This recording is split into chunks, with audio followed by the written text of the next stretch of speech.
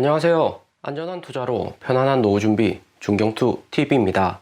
네, 8월 6일 토요일입니다. 비트코인 23,200달러 플러스 2.6%, 이더리움 1,700달러 플러스 7%, 리플, 레이다, 솔라나, 도지 전체 코인들 플러스 상승세가 좋습니다. 중경투 8월 코인 변동은 있겠지만 8월이 코인 마지막 매수기에다 긍정적으로 8월 코인 시장을 보고 있고요. 코인 보유량이 50% 정도는 되고 현재 비트코인, 알트코인 포함 평단은 낮게 홀딩을 잘하고 계시면 좋을 듯 합니다. 8월 10일 미국 인플레이션율 발표 얼마 남지 않았지만 미국 각종 데이터 보면 미국 경기는 매우 긍정적이다 시그널이 계속해서 나오고 있고요. 미국이 올해 3월 16일부터 계속해서 금리는 올렸지만 2020년 코로나 팬데믹 이후 너무 많은 자금을 시장에 유통을 했기 때문에 단기 금리 인상은 시장 영향을 미치는 범위가 약하다 볼 수가 있습니다. 중경투는 비트코인 추가 상승은 시간 문제다. 기관들 다시 비트코인 매수하는 것은 금방이다 생각을 하고 있고요. 무엇보다 미국 주식 다시 횡보하기 시작했고 미국 주식 수익률 떨어지면 다시 코인으로 세력들 눈 돌릴 가능성 매우 높다 볼 수 있습니다. 코인 시장 보면 우리 이더리움 1,700달러까지 상승을 하는 등 이더리움 도미넌스 17.6%까지 상승을 했습니다. 이더리움 도미넌스 상승은 빠르지만 또 하락할 때는 천천히 하락하기 때문에 이더리움 도미넌스 상승은 코인 투심 회복에 매우 긍정적인 시그널이다 볼 수가 있고요. 8월 5일 미국 시간 미국 실업률하고 사무직 고용 수치인 논판 페이롤 동시에 발표가 되었습니다. 실업률 3.5%, 컨센서스 3.6% 상회를 했고 논판 페이롤은 컨센서스 25만 건에 2배에 달하는 52만 건으로 크게 증가를 했습니다. 미국 경제가 잘 돌아간다는 의미죠. 미국이 기준금리 2.5% 되긴 했지만 여전히 경제는 잘 돌아간다는 의미가 될 듯 합니다. 분위기 좋은 코인 시장하고는 다르게 미국 주식 보면 테슬라 마이너스 6%, 아마존 마이너스 1.2%로 전반적인 빅테크 소폭 하락을 했고 나스닥은 마이너스 0.5% 하락을 했습니다. 미국 주식 코인보다 더 빠르게 상승을 했기 때문에 단기적인 조정이다 볼 수 있고요. 특히 테슬라 하락이 커서 나스닥 전반적으로 하락폭이 컸습니다. 테슬라는 8월 가장 큰 호재였던 테슬라 주주총회 끝났고 3대1 주가 분할이 결정이 났습니다. 3대1 주가 분할 호재로 인해서 테슬라 가격 900달러 이상 유지를 했기 때문에 이제는 호재가 끝났고 테슬라 스윙치는 단타 세력들이 테슬라 매도량을 늘렸다 볼 수가 있고요. 그리고 테슬라 미중 갈등 문제가 이슈되면서 중국 내 테슬라 차량 판매량에도 영향을 받을 수 있다는 전망이 나왔습니다. 하지만 이런 이슈로 해서 테슬라 폭락 크게 한 번 더 온다 이런 것보다는 테슬라가 단기에 많이 올랐기 때문에 조정을 잠시 받는 거다 볼 수가 있는 거죠. 미중 갈등 역시 테슬라가 중국에서 정치적인 문제하고 안 엮이려고 일론 머스크 CEO부터 노력을 많이 하기 때문에 미중 갈등이 테슬라 주가